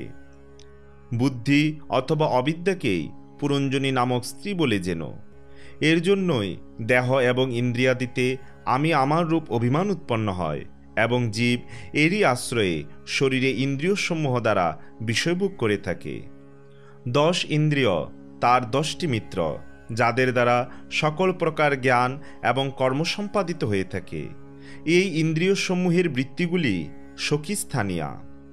প্রাণবায়ু এই নগরে রক্ষাকর্তা সর্প, যার প্রাণ, অপান, ব্যান, উদ্যান সমানরূপে 5 প্রকার বৃত্তি তার পঞ্চফণাস্বরূপ। জ্ঞানকর্মভেদে 2 প্রকার ইন্দ্রিয়ের নায়ক মনকে 11 মহাবলী যোদ্ধা বলে যেন। শব্দাদি পঞ্চবিষয়ী পাঞ্চাল দেশ, এরই মধ্যে সেই নবদ্বারযুক্ত নগর প্রতিষ্ঠিত। সেই নগরে যে এক এক স্থানে 2টি করে দ্বারের কথা বলা হয়েছে, সেগুলি হল 2 নেত্র, 2 নাসাছিদ্র এবং 2 কর্ণছিদ্র। এদের সাথে মুখ, উপস্থ এবং পায়ু এই 3টির যোগে মোট 9টি দ্বার। এইগুলির মাধ্যমে জীব সেই ইন্দ্রিয় সংযুক্ত হয়ে বাহ্য বিষয়ে গমন করে থাকে। এইগুলির মধ্যে 2 নেত্র, 2 নাসাছিদ্র এবং মুখ এই 5টি পূর্ব দিকের দ্বার, দক্ষিণ কর্ণ দক্ষিণ দিকের এবং বাম কর্ণ উত্তর দিকের দ্বার বলে বুঝতে হবে। পায়ু এবং উপস্থ অদদেশের এই দুই ছিদ্র পশ্চিমের দুই দ্বার বলে বলা হয়েছে। ক্ষুদ্রতা এবং অভির্মুখী নামে যে দুটি একত্র অবস্থিত দ্বারের কথা বলা হয়েছে সেই দুটি হল দুই নেত্রগোলক। বিভ্রাজিত নামের দেশ হল রূপ, যার অনুভব এই দুই দ্বারপথে চক্ষুর ইন্দ্রিয়ের সহায়তাই হয়ে থাকে। দুই নাসাছিদ্রই নলিনী এবং নালিনী নামক দ্বার। নাসিকার বিষয় গন্ধই হল সৌরভ নামক দেশ এবং ঘ্রাণেন্দ্রিয় অবধূত নামক মিত্র। মুখই হল মুখ্য নামক দ্বার। মুখে আশ্রিত বাগিন্দ্রিয় বিপন এবং রসেন্দ্রিয় রসবিত নামের মিত্র। বাগিন্দ্রিয়ের ব্যাপার আপন নামক দেশ এবং বিভিন্ন প্রকার অন্যই বহুদন দেশ। দক্ষিণ কর্ণ পিতৃহু এবং বাম কর্ণ দেবহু নামক দ্বার বলে বলা হয়েছে।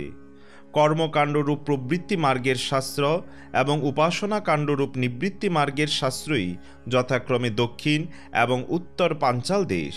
শ্রবণ ইন্দ্রিয়রূপ শ্রুতধর নামক মিত্রের সহায়তায় এই উভয়বিধ শাস্ত্র শ্রবণ করে জীব যথাক্রমে পিতৃযান এবং দেবযান মার্গে গতি লাভ করে। উপস্থ আশুরি নামের পশ্চিম দিকস্থ দ্বার। স্ত্রীসঙ্গ গ্রামক নামের দেশ এবং উপস্থেন্দ্রিয় দুর্মদ নামক মিত্র। পায়ু নিরতি নামের পশ্চিম দ্বার। নরক বৈশস নামক দেশ। পায়ু ইন্দ্রিয় লুব্ধক নামক মিত্র। এছাড়াও দুজন অন্ধের কথা বলেছিলাম, তাদের প্রকৃত পরিচয় শোনো। এরা দুজনে হলো হস্ত এবং পদ। এদের সাহায্যে জীব যথাক্রমে সর্বপ্রকার কর্ম সম্পাদন করে এবং সর্বত্র গমনাগমন করে থাকে।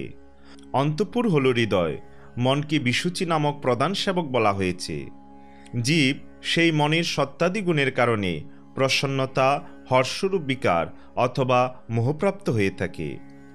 বুদ্ধি স্বপ্নাবস্থায় যেমন যেমন বিকারপ্রাপ্ত হয় এবং জাগ্রত অবস্থায় ইন্দ্রিয়াদিকে বিকৃত করে, তার গুণসমূহের দ্বারা লিপ্ত হয়ে আত্মাও সেই সেই রূপে তার বৃত্তিসমূহের অনুকরণ করতে বাধ্য হয়, যদিও বস্তুতপক্ষে সে এইসবের নির্বিকার সাক্ষী মাত্র।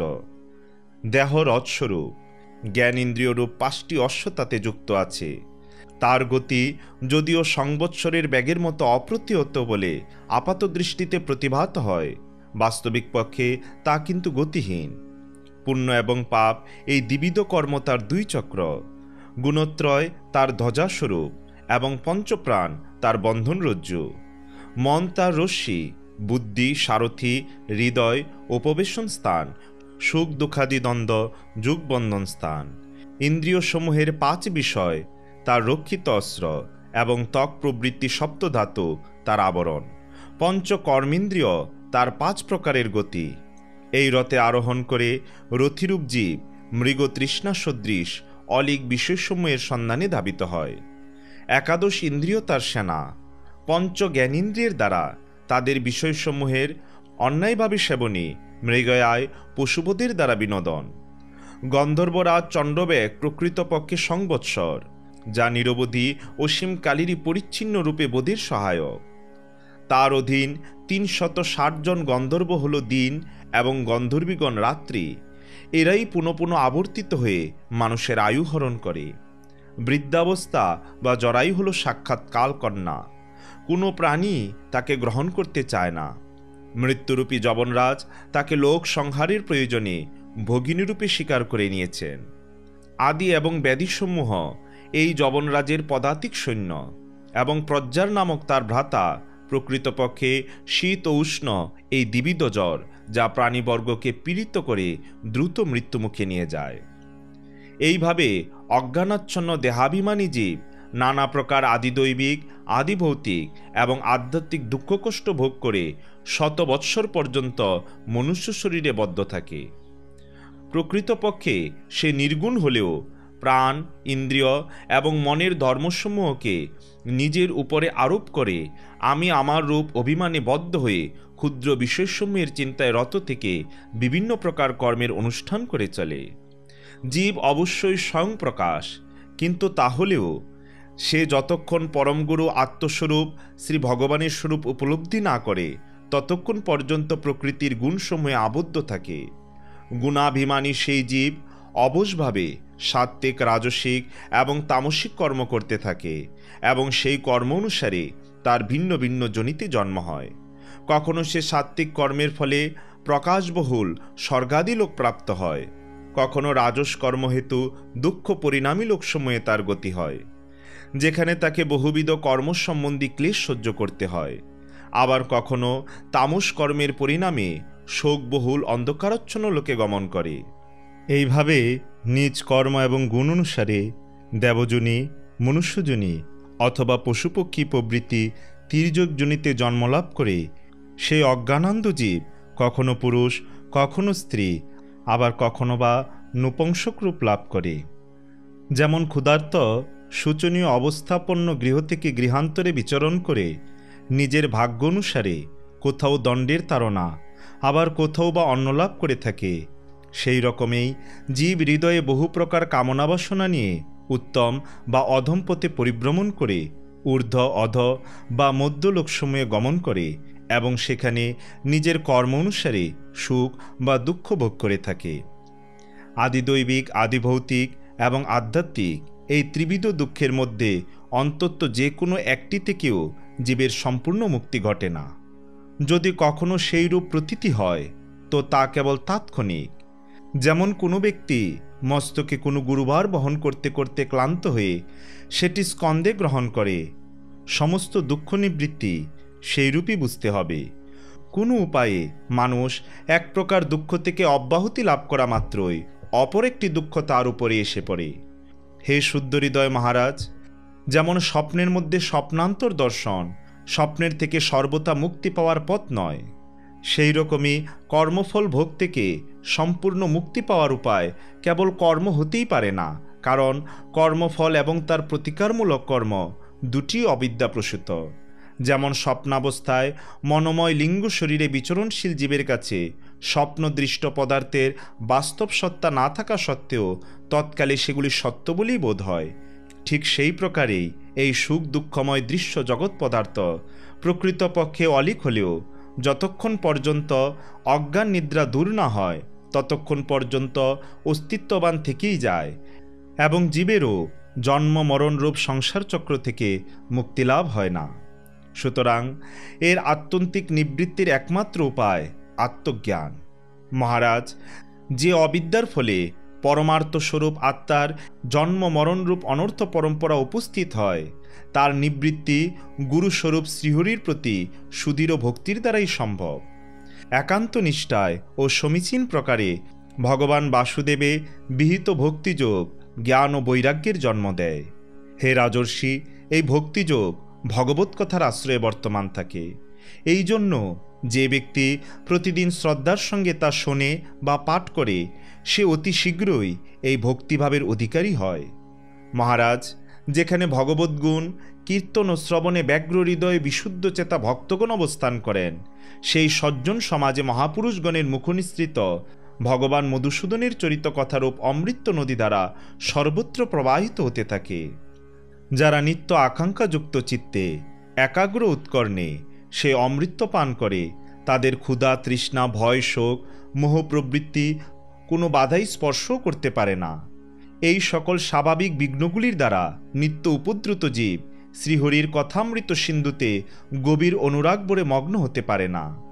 প্রজাপতিগণের অধিপতি ভগবান ব্রহ্মা, সাক্ষাৎ ভগবান গিরিশ, স্বয়ম্ভুব মনু, দক্ষ প্রভৃতি প্রজাপতিগণ, সনকাদি নৈষ্ঠিক ব্রহ্মচারী, মরীচি, অত্রি, অঙ্গিরা, পুলস্ত, পুলহ, ক্রুতু, ভৃগু, বশিষ্ঠ এবং আমি পর্যন্ত সকল ব্রহ্মবাদী শব্দকবিদ ঋষিগণ তপস্যা, উপাসনা এবং সমাধি অবলম্বনে বহু প্রকারে অন্বেষণ করেও সেই সর্বসাক্ষী পরমেশ্বর ভগবানের সাক্ষাৎ লাভ করতে পারেনি। শব্দব্রহ্ম বা বেদ অতি বিস্তৃত, তার পরপারে উত্তীর্ণ হওয়া অর্থাৎ তার সম্যকরূপে অর্থবোধ সহ অধিগত করা অত্যন্ত দুষ্কর। অনেক মনীষী সে সম্বন্ধে আলোচনা করে। মন্ত্রে উল্লিখিত বজ্রহস্তাদি লক্ষণ সমন্বিত ইন্দ্রাদি দেবতারূপে সেই পরমাত্মাকেই ভিন্ন ভিন্ন কর্মের দ্বারা আরাধনা করে থাকেন, কিন্তু তারাও তার স্বরূপ নিশ্চিতভাবে জানেন না। নিজ হৃদয়ে নিরন্তর ভগবানকে ভাবনা করতে করতে তার মধ্যে নিজেকে লীন করে দিতে পারলে তার কৃপালাভ করা যায়। একবার তার সেই অলৌকিক অনুগ্রহে যে ধন্য হয়, তার পক্ষে লৌকিক বা বৈদিক কোনো বিশেষ কর্মকাণ্ডের প্রতি অবিচল নিষ্ঠার আর প্রয়োজন থাকে না। সে সকল ক্ষুদ্র মতবাদের ঊর্ধ্বে ব্রহ্মানন্দরূপ মুক্তির আস্বাদনে বিভোর হয়ে যায়। বর্হিষ্মণ, তুমি এই কর্মসমূহে পরমার্থ বুদ্ধি করো না। এগুলি পরম পুরুষার্থ সাধক বলে মনে করো না। এগুলি শ্রবণ মনোরম, কিন্তু প্রকৃতপক্ষে পরমার্থকে স্পর্শও করতে পারে না। জ্ঞানের অভাববশতই লোকের কাছে এগুলি পরমার্থরূপে প্রতিভাত হয়। যে সকল মলিনমতি কর্মবাদী ব্যক্তি বেদকে কেবলমাত্র কর্মকাণ্ড সর্বস্ব বলে থাকেন, তারা প্রকৃতপক্ষে বেদের মর্ম জানেন না। এর কারণ তারা নিজ স্বরূপভূত লোক বা আত্মতত্ত্ব, যা বেদের প্রতিপাদ্য ভগবান জনার্দন যেখানে বিরাজ করেন, তার সম্পর্কে অজ্ঞ। যজ্ঞার্থে বিস্তৃত কুশরাজির দ্বারা তুমি ভূমণ্ডলকে আকীর্ণ করে ফেলেছ, যজ্ঞে অসংখ্য পশু বধ করেছ, এবং এর ফলে তোমার মধ্যে অভিমান এবং ঔদ্ধত্য সৃষ্টি হয়েছে। কিন্তু প্রকৃতপক্ষে কর্ম বা উপাসনার প্রকৃত রহস্য তোমার জানা নেই। বস্তুত তাই কর্ম যার দ্বারা ভগবান শ্রীহরির প্রসন্নতা লাভ করা যায়, এবং যার দ্বারা ভগবানের চিত্তমগ্ন হয়, তাই বিদ্যা।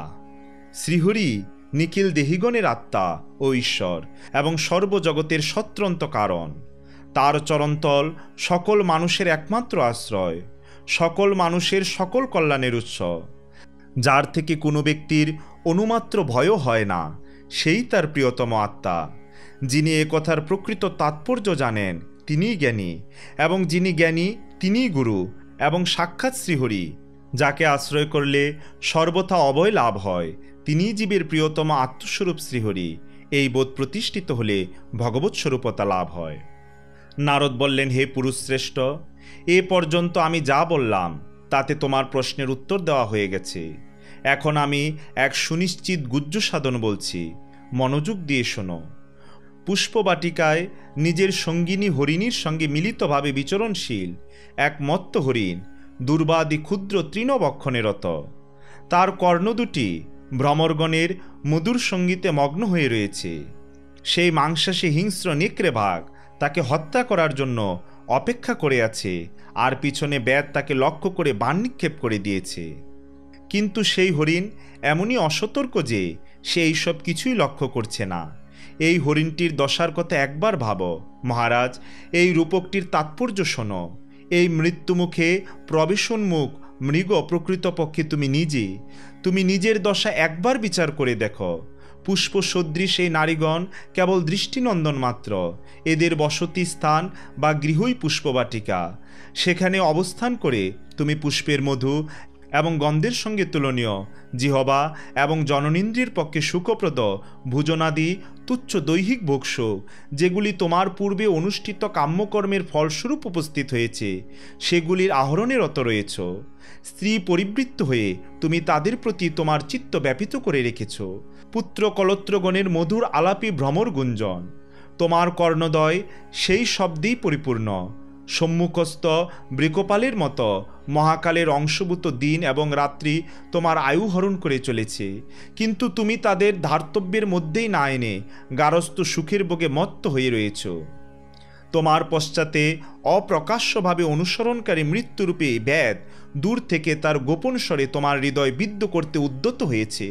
তুমি নিজেকে এই মৃগটির মতো পরিস্থিতিতে পতিত হিসেবে বিবেচনা করে নিজের চিত্তকে হৃদয়ের ভিতরে নিরুদ্ধ করো এবং নদীর মতো প্রবাহিত শ্রবণাদি ইন্দ্রিয়ের বহির্মুখী বৃত্তিকে চিত্তের মধ্যে স্থাপিত করো। অসৎ কামুক ব্যক্তিদের প্রসঙ্গ চর্চাদিতে পরিপূর্ণ গৃহস্থাশ্রম ত্যাগ করে পরমংশ সন্ন্যাসীগণের আশ্রয় ভগবান শ্রীহরিকে প্রসন্ন করো এবং ক্রমশ সমস্ত বিষয় থেকে বিরত হও। রাজা প্রাচীন বর্হি বললেন, হে ভগবান, আপনি কৃপা করে আমাকে যে উপদেশ দিলেন আমি তা শুনলাম এবং সে বিষয়ে বিশেষভাবে চিন্তাও করলাম। তবে আমাকে যারা কর্মকাণ্ডের উপদেশ করেন সেই আচার্যগণ সম্ভবত এই বিষয়ে অবহিত নন। যদি তারা এই তত্ত্ব জানতেন তবে কি আমাকে তা বলতেন না? হে বিপ্রবর, আত্মতত্ত্ব বিষয়ে আমার উপাধ্যায়গণ আমার হৃদয়ে যে গভীর সংশয় সৃষ্টি করে দিয়েছিলেন, আপনি তা সম্পূর্ণরূপেই ছেদন করে দিয়েছেন। এই বিষয়টি ইন্দ্রিয়াতীত হওয়ার ফলে মন্ত্রদ্রষ্টা ঋষিগণেরও এ সম্পর্কে ভ্রান্তি বা মোহ করতে পারে। বিভিন্ন স্থানে বেদবাদীগণের এইরূপ উক্তি শুনতে পাওয়া যায় যে, জীব ইহলোকে যার দ্বারা কর্ম করে সেই স্থূল শরীরটি সে এখানেই পরিত্যাগ করে পরলোকে কর্ম অনুসারে গঠিত অন্য দেহে পূর্বানুষ্ঠিত কর্মের ফল ভোগ করে। কিন্তু তা কী প্রকারে সম্ভব? কারণ সেই কর্মের কর্তা স্থূল শরীর তো এখানেই বিনষ্ট হয়ে যায়। তাছাড়া এই লোকে যে সব কর্ম করা যায় সেগুলি তো পরক্ষণেই অদৃশ্য হয়ে যায়। পরলোকে ফলদানের জন্য সেগুলি আবার আবির্ভূত হবে কিভাবে? নারদ বলেন, রাজন, স্থূল শরীর তো লিঙ্গ শরীরের অধীন, সুতরাং কর্মের উত্তরদায়িত্ব সেই লিঙ্গ শরীরেই বর্তায়। যে মনপ্রধান লিঙ্গ শরীরের সাহায্যে মনুষ্য কর্ম করে সেটি তো মৃত্যুর পরেও তার সঙ্গেই থাকে। সুতরাং পরলোকে সেই দেহের দ্বারা অপরোক্ষভাবেই, অর্থাৎ অপর কোনো স্থূলদেহের দ্বারা ব্যবধান রচিত হওয়ার পূর্বেই সে সেই কর্মের ফল ভোগ করে। স্বপ্নাবস্থাতেও মানুষ যেমন তৎকালীন জীবিত দেহের অভিমান পরিত্যাগ করে তদৃশ অথবা অন্য কোনো পশু পাখি আদি দেহে মনের মধ্যে সংস্কাররূপে স্থিত কর্মসমূহ ভোগ করে, স্বপ্নে যে সকল ভোগ সংগঠিত হয় সেগুলি স্পষ্টতই সেই শয়ান পাঞ্চভৌতিক দেহে হয় না।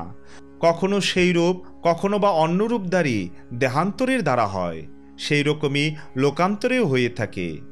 এরা আমার অথবা এই আমি ইত্যাদি রূপে স্ত্রী, পুত্র বা দেহাদি বিষয়ে জীব যে মানসিকভাবে মমতা অহংভাব পোষণ করে, তার ফলে সেই বোধি স্থিত হয়ে সেই দেহের সাহায্যে অনুষ্ঠিত পাপ পুণ্যাদি কর্ম সে নিজের বলে গ্রহণ করে এবং তারই ফলে তার পুনরায় জন্ম হয়ে থাকে। জ্ঞানেন্দ্রিয় এবং কর্মেন্দ্রীয় চেষ্টার দ্বারা যেমন তাদের প্রেরক চিত্তকে অনুমান করা যায়, সেই রকমেই চিত্তের ভিন্ন ভিন্ন প্রকারের বৃত্তির থেকে পূর্বজন্মের কর্ম অনুমান করা যায়। সুতরাং কর্ম ফলদানের জন্য অদৃষ্টরূপে কালান্তরেও বর্তমান থাকে। কখনো কখনো দেখা যায় যে বস্তু ইহজন্মে কখনো দেখা বা শোনা বা অন্য কোনোভাবেই অনুভূত হয়নি, সেটি স্বপ্নে তার যথার্থরূপে অনুভবের বিষয় হলো। মহারাজ, নিশ্চয়ই যেন লিঙ্গ দেহাভিমানী জীবের সেই বস্তুর অনুভব পূর্বজন্মে অবশ্যই হয়েছে, কারণ যে বস্তুর পূর্বে কখনো অনুভব হয়নি তার বাসনা মনের মধ্যে জন্মাতেই পারে না। মহারাজ, তোমার কল্যাণ হোক। আমার উপদিষ্ট তত্ত্ব তোমার হৃদয়ের সম্মুখ স্ফুরিত হোক। মনই মানুষের পূর্বরূপ তথা ভবিষ্যৎ রূপের সূচনা প্রদান করে থাকে এবং যাদের আর জন্ম হবে না সেই তত্ত্ববিদগণের বিদেহ মুক্তির পূর্বাভাসও তাদের মনে উদিত হয়ে থাকে। কখনো কখনো স্বপ্নের মধ্যে দেশ, কাল অথবা ক্রিয়াগঠিত এমন ব্যাপারও দেখা যায় যা পূর্বে কখনো দেখা বা শোনা যায়নি, যথা পর্বত শীর্ষের সমুদ্র, দিনে তারকা উদয় বা নিজের শিরচ্ছেদ দর্শন ইত্যাদি। এই সব ক্ষেত্রে নিদ্রাদোষী কারণ বলে স্বীকার করতে হবে। ইন্দ্রিয় গোচর যাবতীয় পদার্থই ভোগ্যরূপে মনের মধ্যে পর্যায়ক্রমে উপস্থিত হয় এবং ভোগ সমাপ্ত হলে চলে যায়। সকল জীবেরই মন আছে বলেই এরূপ হয়ে থাকে। মনকে বাদ দিয়ে কোনো ভোগই হতে পারে না। সাধারণভাবে পদার্থ নিচয়ের ক্রমশ অনুভব হয়, অর্থাৎ যুগপৎ একাধিক বিষয়ের বোধ হয় না। কিন্তু যদি কখনো ভগবত ধ্যানপরায়ণ মন বিশুদ্ধ সত্যে স্থিতিলাভ করে, তাহলে ভগবত সংসর্গ হেতু তাতে একই ক্ষণে সমগ্র বিশ্বের প্রকাশ সম্ভব হতে পারে। যেমন রাহু দৃষ্টির বিষয় না হলেও প্রকাশাত্মক চন্দ্রের সংসর্গে দৃষ্টিগোচর হয়ে থাকে। মহারাজ, যতকাল পর্যন্ত গুণসমূহের পরিণাম এবং বুদ্ধি, মন, ইন্দ্রিয় এবং শব্দাদি বিষয়ের সমষ্টিরূপ এই অনাদি লিঙ্গদেহ বর্তমান থাকে, ততকাল জীবের স্থূলদেহের প্রতি আমি আমার রূপবোধ অপগত হয় না। সুষুপ্তি, মূর্ছা, তীব্র দুঃখ, মৃত্যু তথা মহাঘোর জরাদি ব্যাধির সময়ও ইন্দ্রিয়সমূহের বিকলতার কারণে অহংভাবের স্পষ্ট বোধ হয় না, কিন্তু তখনও তার অস্তিত্ব লুপ্ত হয় না। যেমন আমাবস্যা তিথিতে চন্দ্র বর্তমান থাকলেও দৃষ্টিগোচর হয় না, সেই রূপেই যৌবনে স্পষ্টরূপে প্রতীয়মান এই একাদশ ইন্দ্রিয় বিশিষ্ট লিঙ্গ শরীর গর্ভাবস্থা এবং বাল্যকালে বর্তমান থাকলেও ইন্দ্রিয়সমূহের পূর্ণ বিকাশ না হওয়ার ফলে স্পষ্টরূপে ব্যক্ত হয় না। যেমন স্বপ্নে কোনো বস্তুর অস্তিত্ব না থাকা সত্ত্বেও জাগরণ বিনা স্বপ্নজনিত অনর্থ নিবৃত্তি হয় না, সেই প্রকারেই সাংসারিক বস্তুসমূহ অসৎস্বরূপ হওয়া সত্ত্বেও জীব অবিদ্যাবশে তার চিন্তাতেই মগ্ন থাকে বলে জন্ম মরণরূপ সংসার চক্র থেকে তার মুক্তি হয় না। পঞ্চতন্মাত্র দ্বারা গঠিত তথা ষোড়শ বিকাররূপে বিকশিত এই ত্রিগুণময় সংঘাতই লিঙ্গ শরীর। এটি চেতনাযুক্ত হয়ে জীব রূপে অভিহিত হয়ে থাকে। এই লিঙ্গ শরীরের দ্বারাই জীব ভিন্ন ভিন্ন দেহ গ্রহণ এবং ত্যাগ করে এবং এর দ্বারাই সে হর্ষ, শোক, ভয়, দুঃখ এবং সুখ প্রবৃত্তির অনুভব করে থাকে। যোগ যেমন অপর একটি তৃণ গ্রহণ না করে পূর্বের তৃণটিকে পরিত্যাগ করে না, সেই রকমেই জীব মৃত্যুতে যতক্ষণ পর্যন্ত পূর্ব দেহ সম্বন্ধ কর্মের বিনাশে নতুন দেহান্তর গ্রহণ না করে ততক্ষণ পূর্ব দেহের অভিমান ত্যাগ করে না। মহারাজ, এই মন প্রদান লিঙ্গ শরীরই জীবের জন্মাদি সংসারের কারণ। ইন্দ্রিয়জনিত ভোগসমূহের চিন্তায় রত হয়ে জীব যখন পুনঃ পুনঃ কর্ম করতে থাকে তখন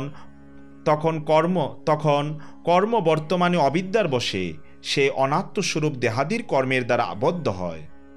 সুতরাং এই কর্মবন্ধন থেকে মুক্তিলাভের জন্য এই সমগ্র বিশ্বকে ভগবৎস্বরূপ দেখে সর্বপ্রকারে সেই শ্রীহরির ভজনা কর।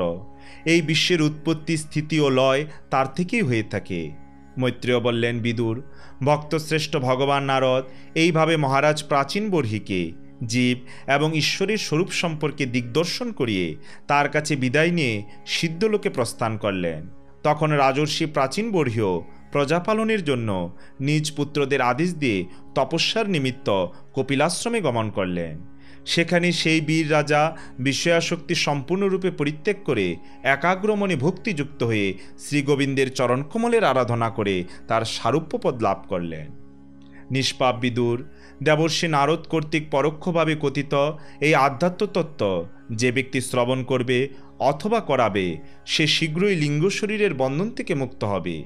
দেবর্ষি নারদের মুখ নিঃসৃত এই আত্মজ্ঞান ভগবান মুকুন্দের যশগানে ত্রিভুবনের পবিত্রতা বিধানকারী, অন্তঃকরণের শোধক তথা পরমাত্মপদেরও প্রকাশক। যে এটির পাঠও শ্রবণ করে সে সমস্ত বন্ধন থেকে মুক্ত হয়ে যায়, তাকে আর এই সংসার চক্রে ভ্রমণ করতে হয় না। হে বিদুর, গৃহস্থাশ্রমী পুরঞ্জনের রূপক ছলে পরোক্ষভাবে কথিত এই অদ্ভুত আত্মজ্ঞান আমি শ্রী গুরুর কৃপায় লাভ করেছি।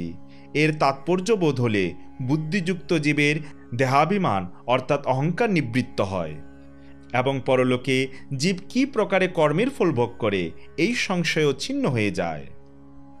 ওম তৎসৎ ইতি শ্রীমন মহর্ষি ব্যাসদেব প্রণীত পারমহংসী সংহিতা শ্রীমদ্ ভাগবত পুরাণের চতুর্থ স্কন্ধে বর্ণিত পুরঞ্জনের উপাখ্যান এখানেই সমাপ্ত।